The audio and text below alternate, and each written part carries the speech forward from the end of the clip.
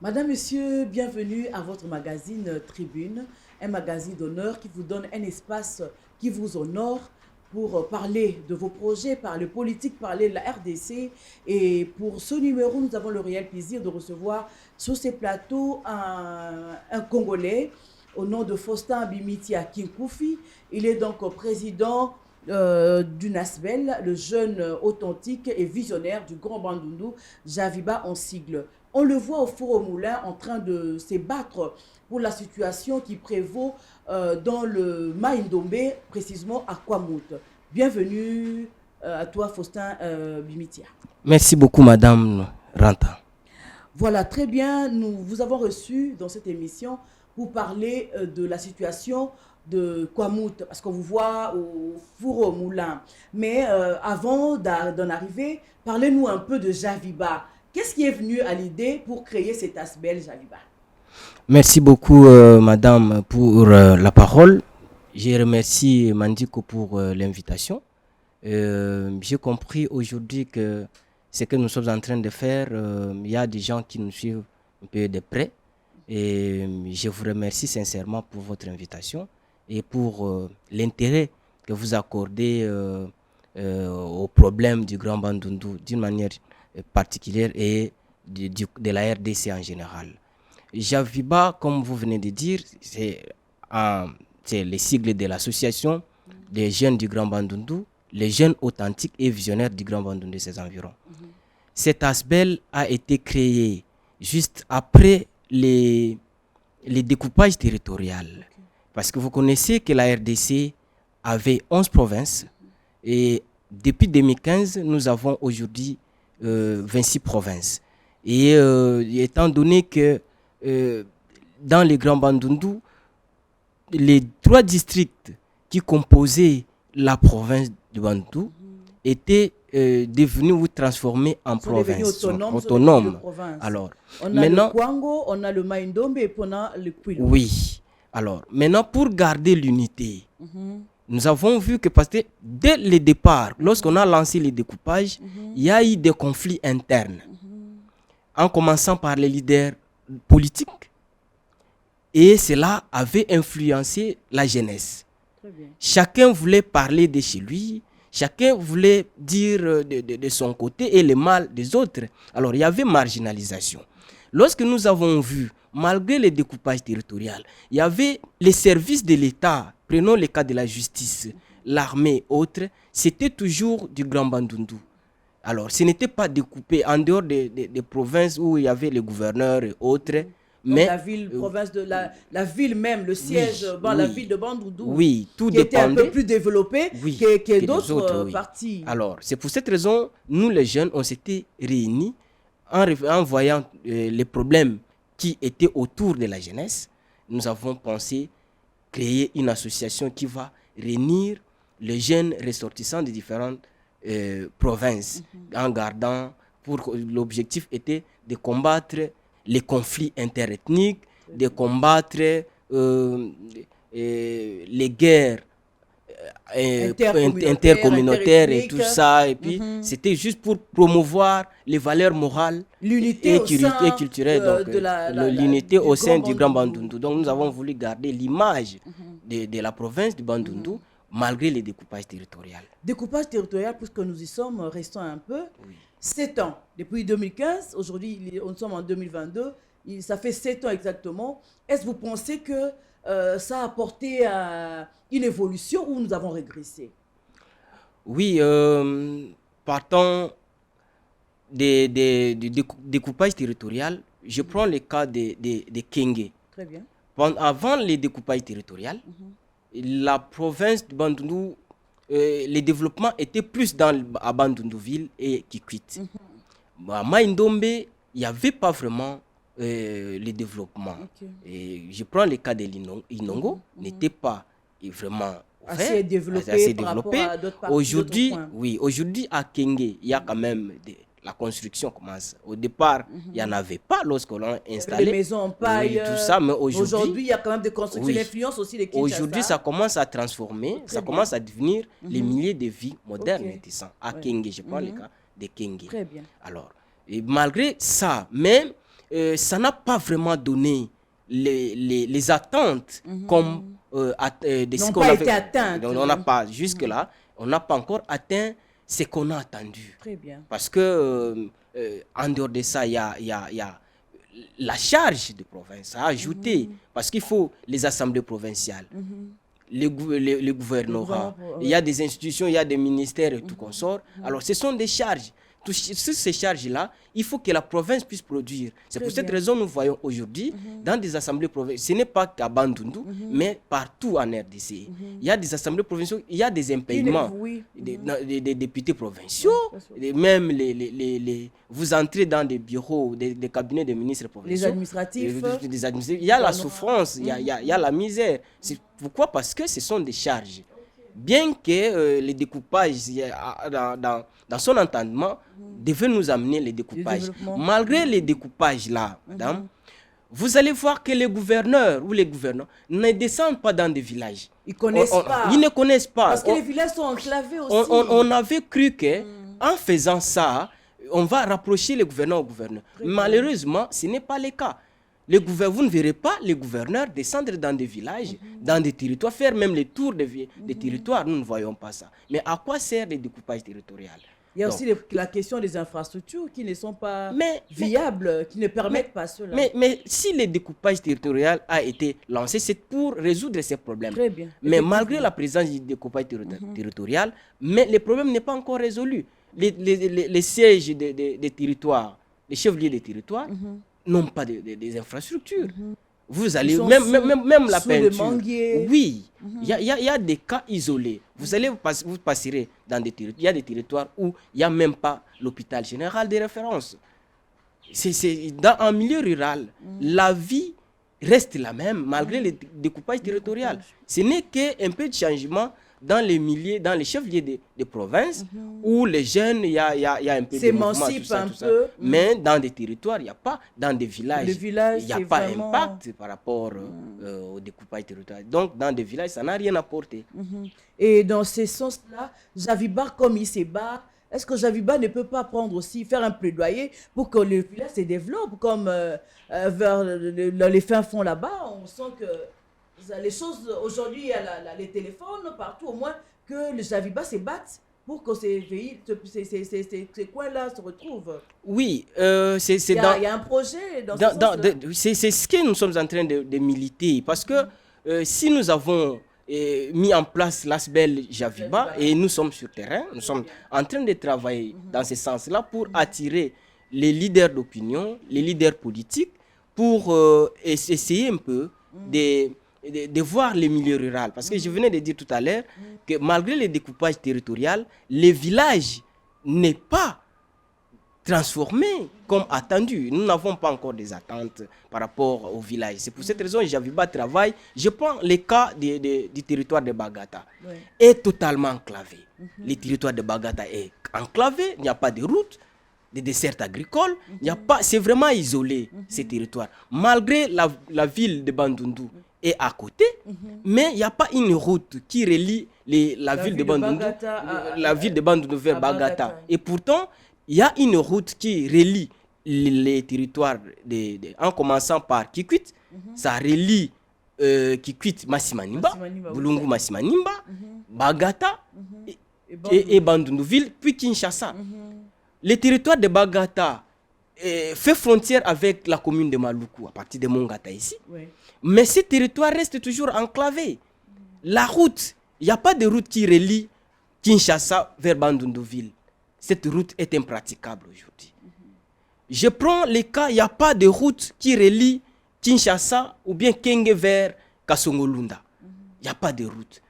Féchi n'en parle pas. Mais dans ce cas, il y a quand même des élus, des députés provinciaux ou des nationaux qui ont été élus là-bas, mais est-ce qu'ils ne prennent pas en compte tout ça, tous ces faits-là que vous dénoncez? Et ça, j'ai parlé rien que pour des provinces. Si je pars du côté de Maïndombe, ça, on n'en parle même pas. Donc, il n'y a pas de route qui relie. Mais vous parlez de leaders d'opinion ou bien de leaders politiques. Oui, nous en avons. Vous savez, je vais vous relever une chose, madame. Vous savez que pendant les élections de 2018, Bagata avait plus, les grands bandes n'avaient plus de 7 candidats. Candidat à la présidentielle. Président de la République, oui. Mais aujourd'hui, ces candidats-là ne sont pas sur terrain. Vous allez voir aussi. Mais c'est ça. Vous allez voir pendant les élections, vous verrez encore, il y aura plusieurs candidatures qui vont se présenter. Mais sur terrain, la population, aujourd'hui, nous avons la situation de Kwamotou ici, et nous avons l'impression que nos leaders... Javiba mène le combat seul. Non, je ne veux pas dire que Javiba mène le combat seul, mais je parle en termes de leadership politique. Je prends le cas de 7 candidats qui avaient, pendant les élections de 2018, et pendant que chez nous ça ne marche pas, silence radio, qu'est-ce qui se passe? C'est ça l'inquiétude de Javiba. Pourquoi ce silence? Nous avons l'impression que nos leaders d'opinion, nos leaders politiques, nos notables sont indifférents par rapport au drame qui se passe chez nous. Et pourtant, nous en avons assez. Qu'est-ce qui se passe? Alors que la province de Bandundu a quand même des grandes personnalités qui ont eu à diriger même cette ces question, pays dans plusieurs institutions de la République. Pour cette question, Javiba est très fier d'avoir plusieurs notables du Grand Bandundu. Mais ça nous manque une chose, la cohésion, l'amour de chez nous. Parce que chez nous, nos notables descendent, ce n'est que quand il y a besoin de leur côté. Mais si c'est la population qui souffre, vous ne verrez pas. Et nous sommes Javiba. Lorsque nous parlons Javiba, partout où nous parlons, nous parlons du Grand Bandundu. Les gens toujours nous posent des questions, et surtout qu'on a eu plusieurs fois Premier ministre, depuis l'indépendance jusqu'à présent. Et cette question nous colle à la peau, parce que nous ne pouvons pas parler, nous ne pouvons pas avoir honte de dire ça. Mais chez nous, c'est toujours... Vous avez eu de Premier ministre... Mais nous sommes sous-développés. Nous sommes sous-développés, il n'y a rien chez nous. C'est ça qu'on nous attaque par nos frères et sœurs de l'autre côté. Mais pour ça, nous ne pouvons pas dire que nous avons... Mais il est question de transformer ces problèmes en courage. Nous devons prendre le courage de dire des choses vraies. De dire les choses clairement comme ça se présente. Et ce sont des erreurs du passé. Il est temps pour nous de corriger certaines erreurs. Très bien. Voilà un peu pour les jeunes du Grand Bandundu. Nous sommes fiers d'être Grand Bandundu. Nous sommes fiers d'être Javiba. Nous sommes fiers d'avoir nos notables. Ce qui manque, c'est cette cohésion, cet amour pour la contrée qui empêche aujourd'hui le développement dans le Grand Bandundu. Merci beaucoup. C'est une très belle réflexion, en tout cas, qui appelle à l'unité à tout le citoyen, tous les patriotes de la province de l'ex-province du Bandundu, aujourd'hui Grand Bandundu. Nous continuons notre émission. J'ai parlé ici de la province de Maindombe, exactement dans le Kwamout. Il y a quelques mois, il y avait vraiment une insécurité qui ne disait pas son nom, mais aujourd'hui, est-ce qu'on peut dire qu'il y a une accalmie dans cette partie de la RDC? Et nous pouvons dire qu'il y a un peu de changement, mais il n'y a pas vraiment une solution jusque-là. Il n'y a pas une solution durable par rapport au problème de Kwamout. Parce que c'est un problème très sérieux. Cette question de Kwamout, ce que nous avons compris, Javiba, nous avons compris que cette question n'a pas été bien communiquée au départ. Ça, c'est un. De deux, de nous-mêmes, les ressortissants de l'espace Grand Bandundu, nous n'avons pas pris ça au sérieux et on n'a pas traité ça avec beaucoup d'amour pour sauver chez nous. Parce que ça, c'est en dehors de la perte des gens, c'est honteux aussi de notre côté. Parce que lorsqu'on dit qu'il y a 2 tribus qui se battent à l'origine, c'est parce que c'est ça qui a été communiqué, que c'est le conflit Tekeyaka. Et pourtant, à l'origine, si vous vérifiez de près, ce n'est pas ça en réalité. Alors, si c'était que, si et seulement si, c'est le conflit Tekeyaka, nos notables, pour résoudre ces problèmes, ça n'allait pas prendre autant de temps pour perdre beaucoup de personnes comme ça. Et ce n'est même pas de notre culture. Si vous voyez l'aspect où les gens ont... La manière dont les gens sont très tués avec de... Tout ça, ce n'est pas de notre tradition et ça n'a jamais été chez nous comme ça.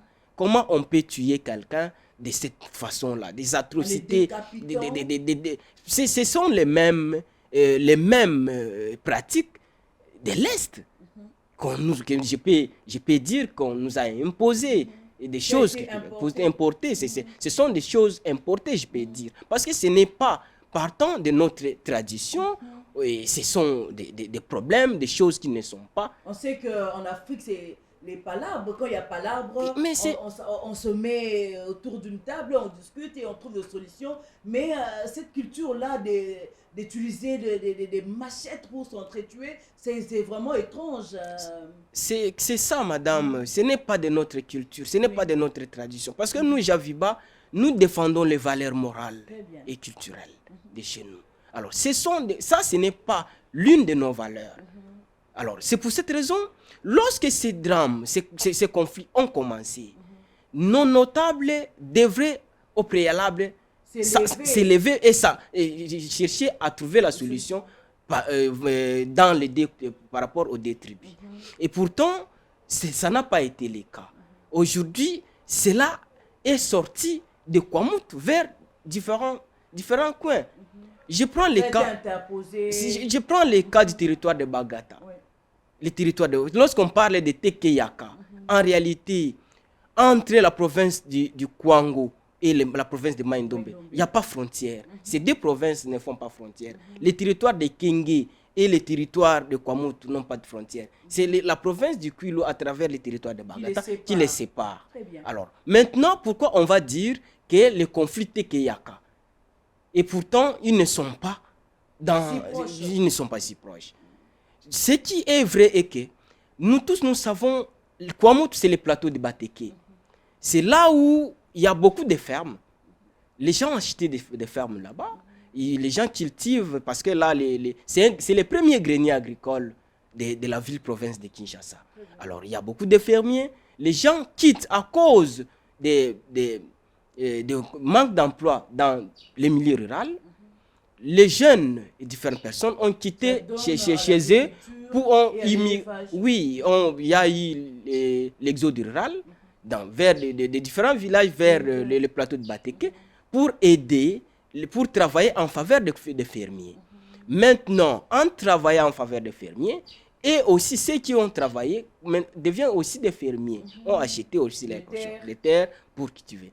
Maintenant, il y a eu, comme disait le président de la République, il y a eu main noire qui a travaillé pour que... c'est le gouverneur qui l'a aussi dit. Oui, il y a eu les communiqués officiels des trois gouverneurs, le gouverneur de Maïndombe, le gouverneur de Kwango et du Kwilu, ont fait ces communiqués pour dire qu'il y a main noire. Et à dénoncer la main noire autour de ces questions. Parce que nous, en tant que Javiba, étant donné que nous défendons les valeurs morales et culturelles de chez nous, étant donné que les actes posés ne sont pas l'une de nos valeurs, nous ne pouvons pas accepter. Et nous sommes obligés d'accepter la position officielle du gouvernement parce que si c'était nos problèmes, les chefs coutumiers allaient résoudre ça. Parce que d'abord, le premier problème, les cibles, c'est les chefs coutumiers. Pourquoi les assaillants tuent en premier les chefs coutumiers? C'est-à-dire, ils cherchent à occuper nos terres. Parce que c'est pour effacer les traces. C'est pour cette raison, nous, Javiba, pour les conflits dans les triangles Kwamouth, Bagata et Kenge, nous disons que la RDC est touchée dans son intimité. Pourquoi disons-nous que la RDC est touchée dans son intimité?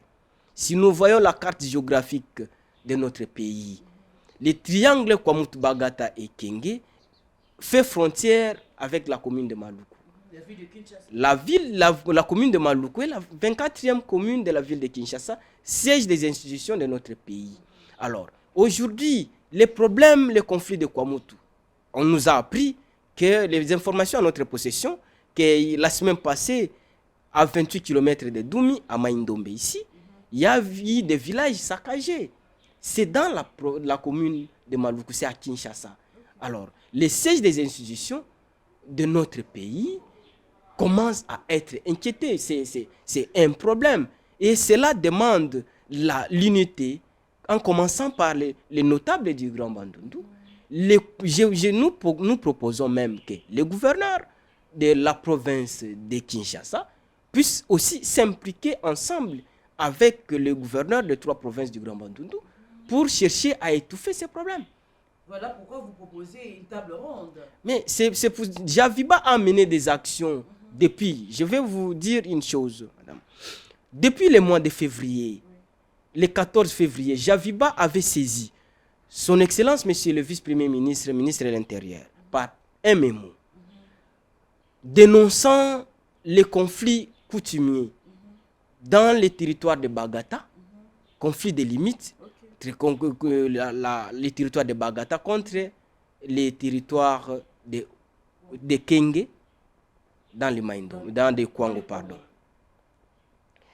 Là-bas, à partir du village, le groupement Kimbimbi, là c'est les territoires de Bagata, secteur Manzasai, contre le groupement Tunzadi dans le secteur Kolokoso, territoire de Kenge, province du Kwango.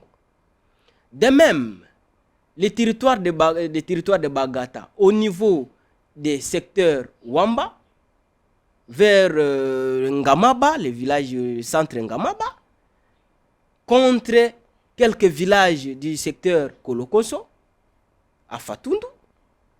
Il y a des conflits de limites. Dans cette agglomération, c'est ingérable. Vous allez voir les jeunes où il y a de l'insécurité, on peut pas franchir, tout ça. Donc c'est ingérable, il n'y a pas de limite, on ne peut pas savoir tel village est dans quelle province depuis le découpage territorial. Alors, tel groupement, il y a des conflits de limites de terre entre les groupements. Nous prenons encore les cas dans le territoire de Bagata, entre les secteurs Kwango Kasai contre Manzasai, au niveau du groupement Mbouli, Malou, du village Mbouli, et Ntade, groupement Kisala. Nous avons saisi son Excellence, Monsieur le Vice-Premier ministre, ministre de l'Intérieur, et par son accusé de réception du 1er avril 2022, il avait instruit les gouverneurs des provinces de Maindombe, des provinces du Kwango et du Kwilu, d'instruire les administrateurs des territoires concernés pour résoudre ces problèmes. Mais jusqu'à présent, nous avons l'impression que nous avons été mal compris. Et à un moment, il y a eu des problèmes. Et même entre les territoires, les secteurs Kwango Kasai dans les territoires de Bagata contre Manzasai, il y a un problème aujourd'hui. Si nous ne tirons pas, si les autorités ne tiennent pas beaucoup d'attention dans ça, ça risque encore de dégénérer. Qui vont se perpétrer d'une contrée à une autre. Oui. Voilà, il n'y a pas très longtemps, on a vu Javiba plutôt organiser une messe de suffrage. Est-ce que c'était quoi l'objectif? Oui, madame, merci pour cette question. J'ai compris que nos actions sont vraiment suivies. Ce ne sont pas inaperçues. Oui, alors, en dehors de ça, nous avons organisé même des conférences. Les conférences des jeunes. Nous avons organisé des conférences dans différents sites à Kinshasa ici. Parmi les districts de Kinshasa, nous avons organisé une conférence à Tchangou, les bastions de Bagata. Vous voyez, à Tchangou, nous avons organisé à Kingassan une conférence réunissant les jeunes de Bagata principalement et des autres pour sensibiliser. Nous avons organisé une conférence à Mombele, le bastion de Bateke, pour sensibiliser Bateke. Nous avons organisé une conférence au Kanluka, bastion de Bayaka. Là, c'est Lukunga. Oui. Donc, on a 4 districts. 4 districts, mais nous n'avons pas, jusque-là, il y a que Funa que nous n'avons pas encore organisé, touché. Nous allons, dans les jours à venir, nous allons encore organiser. Maintenant, en dehors de ça, les samedis passés, nous avons organisé une messe de suffrage en mémoire des victimes des atrocités de Kwamouth. Comme vous le savez, depuis le mois de juin, ce triangle de Kwamouth, Bagata et Kenge connaît des atrocités. Mais ces morts n'ont jamais été enterrés. La plupart d'entre eux. Officiellement ou d'une manière officielle? Non, ce n'est pas seulement d'une manière officielle. Si vous passez là-bas, il y a vous allez voir des squelettes. Il y a des gens qui sont tombés sans être enterrés. Les corps sont décomposés à ciel ouvert. Brûlés vifs. Il y a des brûlés vifs. Les gens se sont enfouis, ils ont laissé les cadavres. Alors, donc, il n'y a pas enterrement. D'une manière, que ce soit d'une manière officielle, que ce soit l'enterrement comme d'une manière traditionnelle, comme demande notre tradition, comme nous sommes venus de la terre, comme dit la Bible, et nous allons rentrer. On doit enterrer. Alors, lorsqu'on arrive dans un village, les assaillants arrivent dans un village, et le village est saccagé, ceux qui tombent, ceux qui tombent là, ceux qui sont touchés, ceux qui tombent, ils restent là, abandonnés, parce que le village c'est vide. Personne ne va tenir compte d'enterrer parce qu'il y a sauf qui paie. Alors, les assaillants aussi vont partir. Le village c'est vide, le village abandonné. Alors, ceux qui sont tombés dans la forêt, il y a aussi ceux qu'on tue dans la forêt. Il n'y a pas de traces. Alors, ces atrocités-là ne sont pas de notre tradition. Nous, en tant que Bantous, en tant que Congolais, en tant que Bandundu, nous devons, par rapport à notre tradition, nous devons organiser le deuil.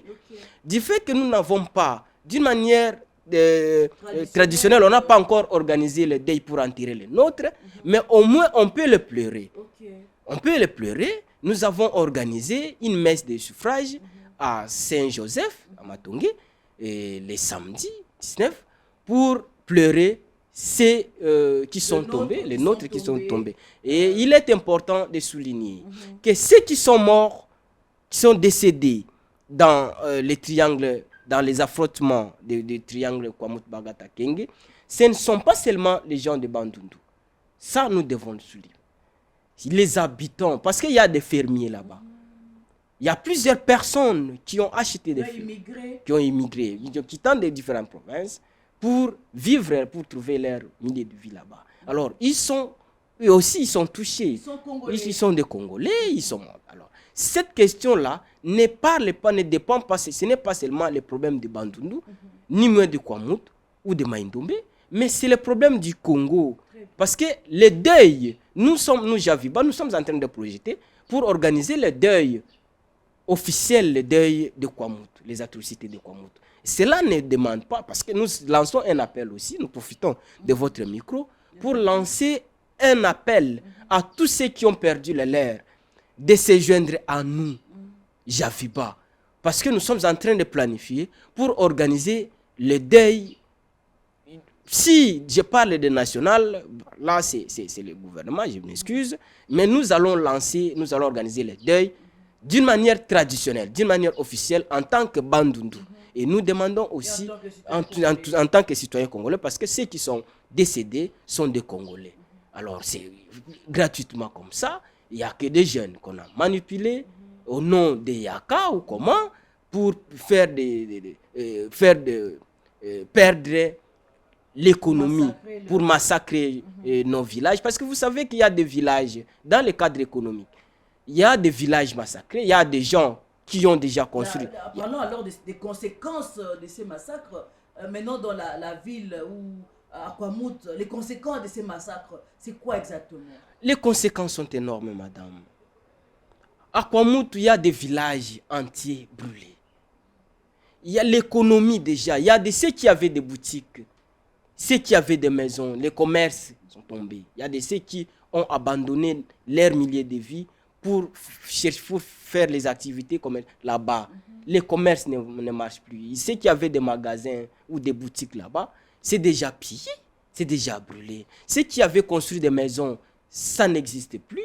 Lorsqu'un village est brûlé, on cible d'abord des maisons ou des grands centres, là où il y a des activités, là où il y a des marchés, il y a des écoles, et tout ça, c'est déjà brûlé. L'économie tombée. Aujourd'hui, les villages n'existent plus dans cette agglomération. Ceux qui avaient des fermes, les fermiers, les bêtes déjà tuées, en divagation, tuées, volées.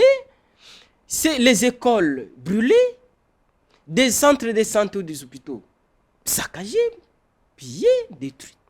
Alors, il n'y a plus rien dans cette agglomération. Et qu'est-ce que Javiba propose? Alors aujourd'hui, aussi, en dehors de ça, il y a des déplacés. Oui. Il y a un bon nombre de déplacés cantonnés aujourd'hui à Bandundu-Ville, à Fatundu, à Kenge, à Mbakana, à Kinshasa ici. Nous sommes en train d'identifier dans la commune de Limete à Mombele. Nous avons identifié un groupe à Kingassan, à Maluku, partout. Il y a des en dehors de ça, il y a des maisons ici qui ont accueilli 50 personnes. Une personne qui loue une maison de 2 pièces va recevoir 10 familles.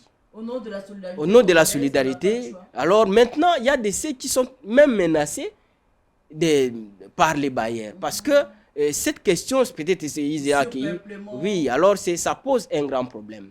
En dehors de ça, cette agglomération, comme je venais de dire tout à l'heure, que ce n'est pas seulement, ça ne fait pas seulement frontière avec la ville de Kinshasa, mais aussi c'est le premier grenier agricole de cette agglomération.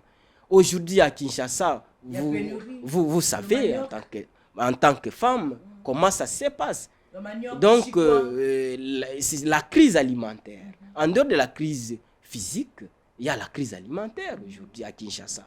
Non seulement dans les Grands Bandundu, mais à Kinshasa ici, ça pose un problème. C'est pour cette raison, pour résoudre ces problèmes, Javiba, par rapport aux conséquences énormes où un bon nombre de déplacés, il y a des morts qu'on n'a jamais enterrés, que nous venons de déplorer, Javiba a proposé, suggère à son Excellence, Monsieur le Président de la République, d'activer la tenue de la table ronde qui va regrouper les jeunes. Parce que, comme vous le savez, dans chaque affrontement, souvent c'est les jeunes qui sont manipulés, qui sont victimes, soit qui sont acteurs, soit sont victimes de tout ce qui se passe comme conséquence. Alors, nous lançons l'appel au président de la République, chef de l'État, d'activer la tenue de la table ronde qui va regrouper les jeunes du Grand Bandundu, les fermiers, parce que le grand problème là-bas, c'est les fermiers.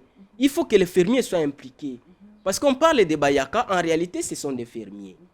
Nous devons, dans la table ronde, associer les jeunes comme acteurs et victimes, les fermiers, les chefs coutumiers, et les experts des ministères de l'Intérieur et de la Défense nationale, parce que c'est question de la sécurité, ainsi que les experts de l'Institut géographique, parce que nous devons délimiter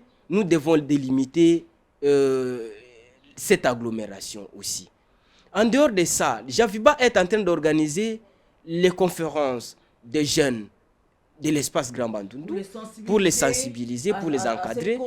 Oui, aujourd'hui, comme il y a ce qui s'est passé, il faut réintégrer ou réinsérer ces jeunes-là. Alors, ils ont été peut-être recrutés, manipulés par le passé là.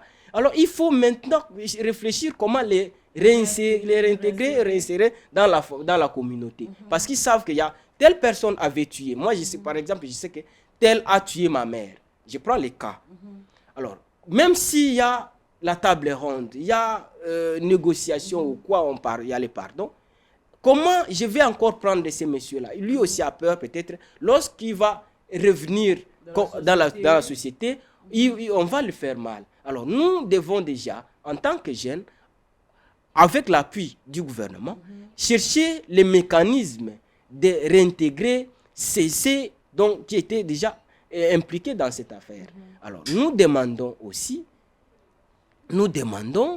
aux notables du Grand Bandundu de s'impliquer en sortant dans les positions politiques, sans position politique, parce que ça c'est la question de notre communauté, c'est de notre province, c'est de notre intérêt, que les intérêts politiques soient d'abord mis à côté, que nous voyons d'abord le Grand Bandundu, nous voyons d'abord le Congo.